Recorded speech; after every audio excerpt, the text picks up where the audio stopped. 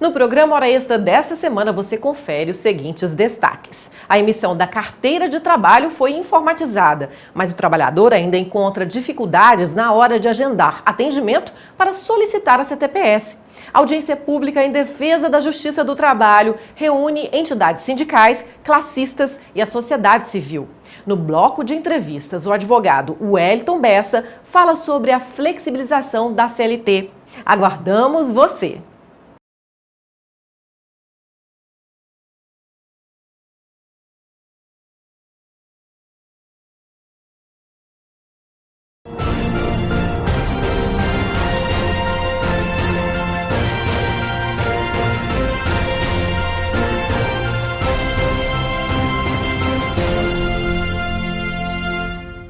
Está começando mais uma edição do Hora Extra e neste programa você confere os seguintes destaques. O serviço de emissão da carteira de trabalho foi informatizado, mas trabalhadores ainda encontram problemas na hora de agendar atendimento para solicitar a CTPS. A audiência pública em defesa da Justiça do Trabalho reúne entidades sindicais, classistas e a sociedade civil. E no bloco de entrevistas, o advogado Wellington Bessa fala sobre a flexibilização da CLT. O assunto volta à pauta e divide opiniões. O Hora Extra está começando agora. O Ministério do Trabalho e Emprego ainda deve fazer ajustes para tornar a emissão da nova carteira de trabalho mais rápida. Todo o processo foi informatizado, mas o trabalhador ainda reclama da demora na hora de agendar o atendimento. Há 2 meses, a emissão da carteira de trabalho ficou mais prática. O sistema foi todo digitalizado. Na hora de solicitar o documento, o trabalhador tira foto pela webcam, registra a biometria e faz assinatura digital no tablet. Tudo isso agiliza no processo de confecção e entrega da CTPS, além de trazer outras vantagens. Bem, o que mudou na carteira de trabalho, a única coisa que mudou é que o sistema hoje ele é todo digital. Então, antes o funcionário trazia, o trabalhador trazia uma foto 3x4, era colhida digital dele em papel A4, hoje é tudo digitalmente. Hoje a gente tem um scanner de digital, um webcam, um tablet para a pessoa assinar e tudo isso já vai direto para o nosso sistema. Então, isso trouxe agilidade no atendimento. Com o novo sistema, a carteira de trabalho costuma ficar pronta em apenas 2 dias. A intenção é reduzir ainda mais esse prazo, para 24 horas. Bom demais para quem está precisando pegar o documento o mais rápido possível. O problema é que depois da mudança, muita gente reclamou da demora para marcar esse atendimento. Para agendar, é necessário acessar o site do Ministério do Trabalho e Emprego. Elton fez todo esse procedimento e só conseguiu uma vaga 18 dias depois. Resultado disso... Inclusive, tive que rejeitar uma entrevista de emprego porque não tinha carteira. Eles não pegam, eles não esperam. Tem que estar com todos os documentos para poder ser contratado. Em tempos de desemprego, perder uma oportunidade dessa é inaceitável, né, Elton? Já Igor teve a carteira de trabalho roubada e precisava da segunda via. Teve que esperar 15 dias para fazer a solicitação. Porque eu precisava pro meu patrão, para ele me fazer o baixo-assinado para mim ter o meu seguro-desemprego, porque eu tô há 120 dias e é perigoso eu perder, né? O superintendente regional do Trabalho e Emprego em Goiás explica que toda essa demora não tem nada a ver com o novo sistema.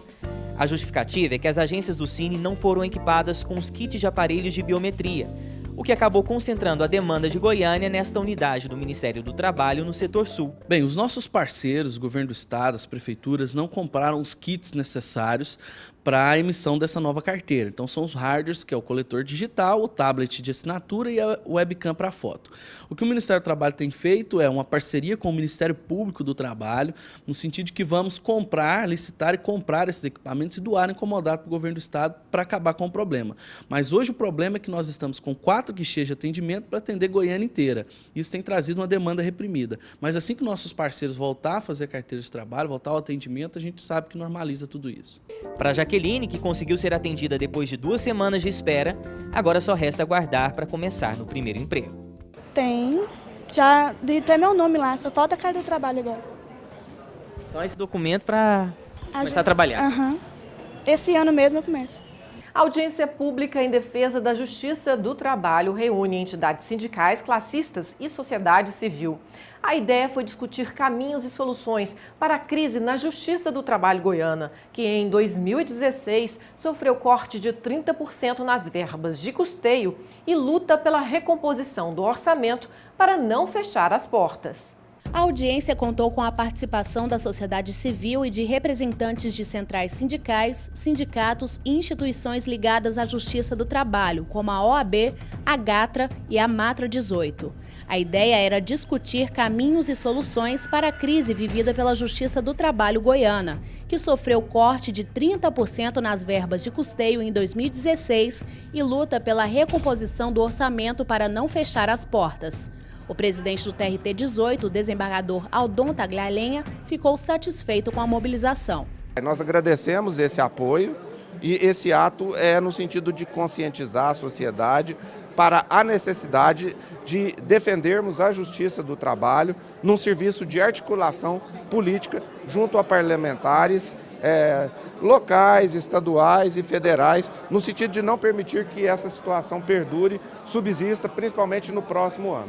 A audiência foi presidida pela procuradora-chefe do Ministério Público do Trabalho em Goiás, Janilda Guimarães. Ela ressaltou a necessidade de união de esforços para que o TRT de Goiás continue prestando um bom trabalho. O objetivo dessa audiência pública aqui hoje é exatamente dar visibilidade dos problemas que a Justiça do Trabalho está enfrentando, do movimento que existe, na verdade é um movimento de extinção da Justiça do Trabalho, porque desejam extinguir a Justiça do Trabalho não fornecendo valores suficientes para ela funcionar. E isso é extremamente prejudicial à sociedade, porque a Justiça do Trabalho tem uma missão institucional importantíssima, de equilíbrio social, de distribuição de justiça, de garantia dos direitos sociais e dos direitos humanos dos trabalhadores. Sem a Justiça do Trabalho, nós com certeza teríamos prejuízos enormes não só para os trabalhadores, mas para a sociedade brasileira. O presidente da OAB Goiás, Lúcio Flávio, afirmou que a entidade participa da mobilização desde o início e que a Justiça do Trabalho não pode sofrer esse retrocesso e ser asfixiada com a imposição desses cortes. Infelizmente, nesse momento que o país passa por uma recessão e que a Justiça do Trabalho é mais demandada, esse corte orçamentário atinge em cheio a estrutura, comprometendo a possibilidade de uma prestação da jurisdição efetiva e ágil. Então a OAB comparece aqui ao fórum como um dos seus integrantes, fundadores, justamente para emprestar o seu apoio institucional a que não haja corte nem para este ano, nem para o ano que vem. E a força da ordem, junto com a Justiça do Trabalho, a advocacia trabalhista, tenho certeza será suficiente para sensibilizar os parlamentares, principalmente os parlamentares de Goiás, da necessidade de se trabalhar isso no Congresso Nacional. Podemos cortar gastos públicos em muitas outras áreas, menos na área social. No próximo bloco, o professor e advogado Wellington Bessa fala sobre a flexibilização da CLT. O assunto volta à pauta e divide opiniões. Que direitos poderão ser flexibilizados? Confira no próximo bloco. Aguardamos você.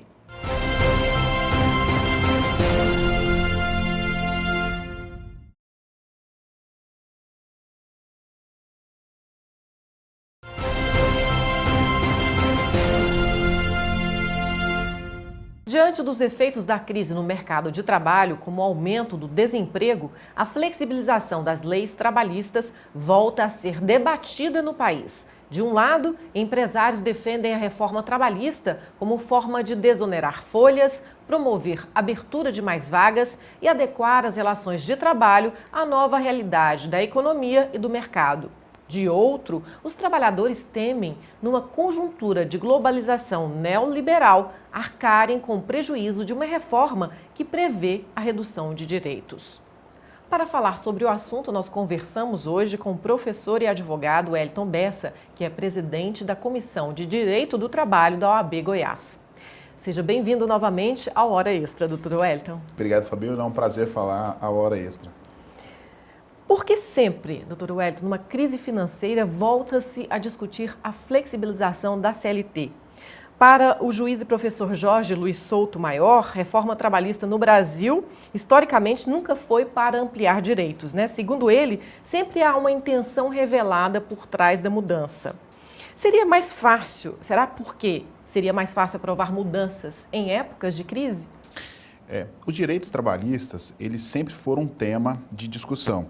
Então, o direito trabalhista a nível internacional é um direito muito recente. Então, as primeiras discussões, as primeiras normas de direito do trabalho surgiram no final do século XVIII. No Brasil, especificamente, as normas elas tiveram um avanço legislativo no início do século XIX. Então, são normas ainda que recentes. Sendo que, no que tange a direitos trabalhistas, nós tivemos uma clara evolução de direitos. Então, graças à luta operária, à luta dos trabalhadores, os direitos eles sempre foram sendo elastecidos, criando um conjunto normativo para esses trabalhadores mais benéfico.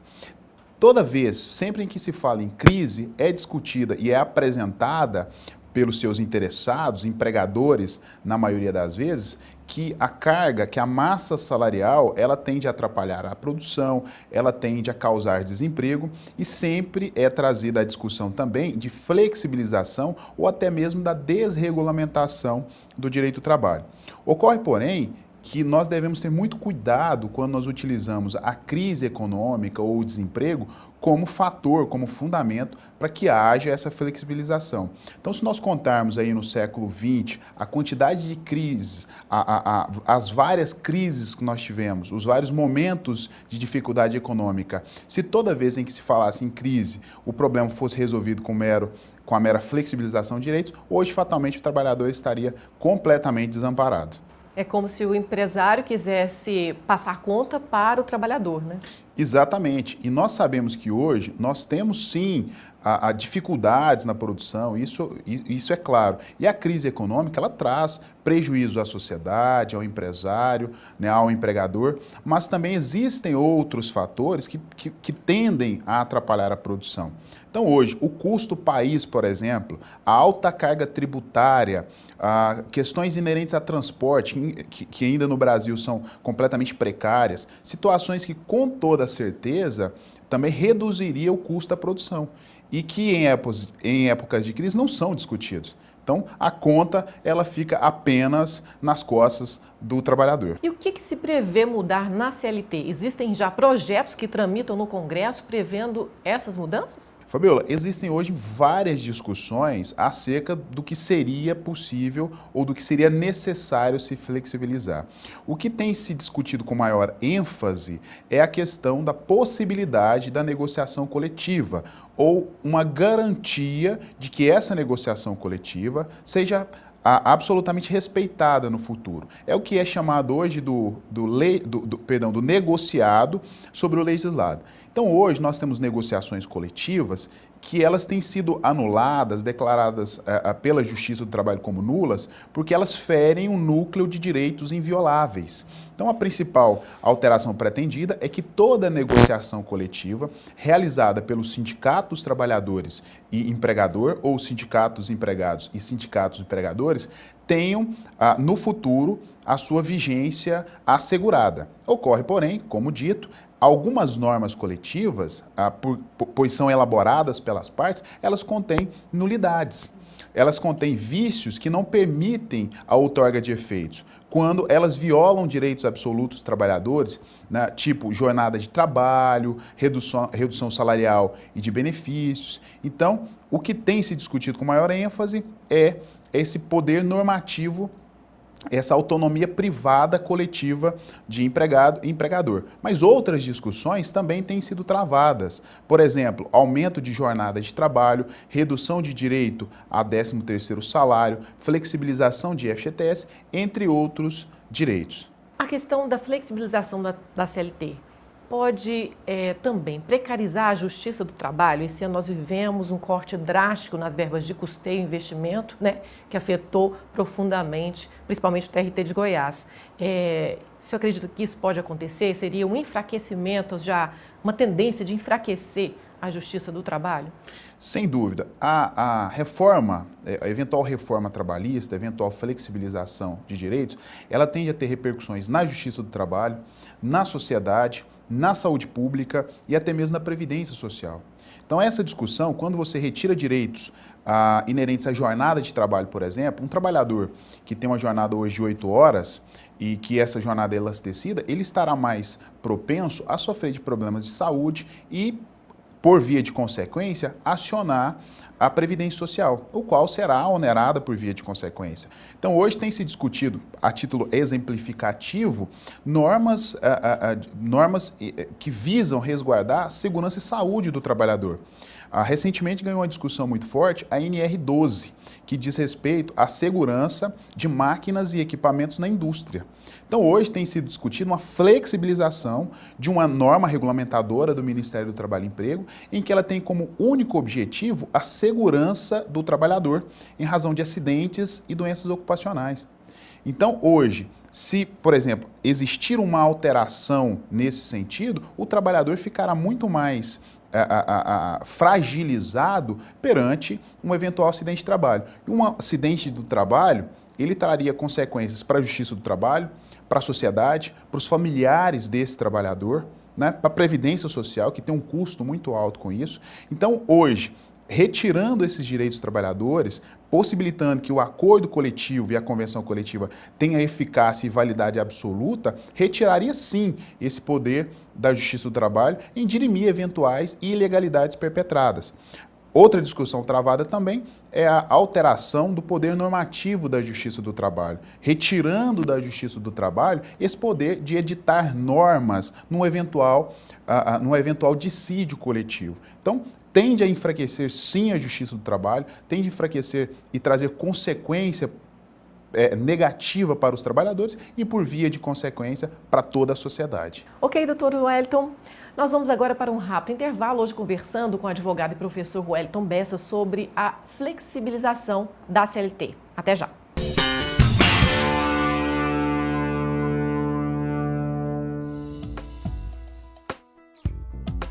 O que se entende por salário in natura?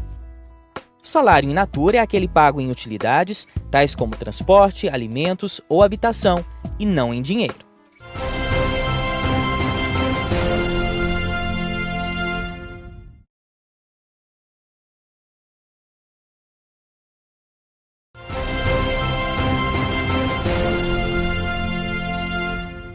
O Hora Extra está de volta. Hoje conversamos com o advogado e professor Wellington Bessa sobre a flexibilização da CLT. Doutor Wellington, mesmo não havendo supressão de direitos básicos do trabalhador, a ideia que circula é que eles seriam flexibilizados. É possível mexer nessas conquistas trabalhistas há tantos anos alcançadas? O que poderá ser acordado?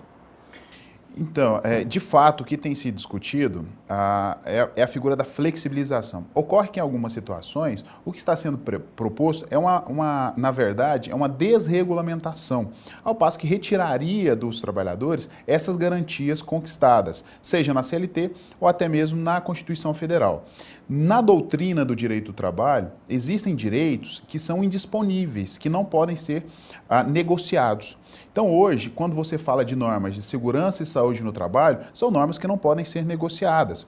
Quando nós falamos de jornada de trabalho, redução salarial, então, em regra, são normas que não podem ser disponibilizadas. Então, excetuando esse núcleo de direitos invioláveis, de direitos indisponíveis, o que se pretende é flexibilizar normas no que diz respeito a um maior poder de negociação entre empregado e empregador, empregado sempre assistido pelo sindicato da sua categoria. Doutor Wellington, agora nós vamos ouvir algumas dúvidas do telespectador, né, sobre essa possibilidade de reforma da CLT. Vamos lá? Meu nome é Valéria, eu sou terceirizada e não sou filiada a nenhum sindicato. Qual sindicato vai poder me ajudar a negociar os meus direitos com a empresa? Então, atualmente, os trabalhadores terceirizados, eles são vinculados por meio de contrato ao seu real empregador.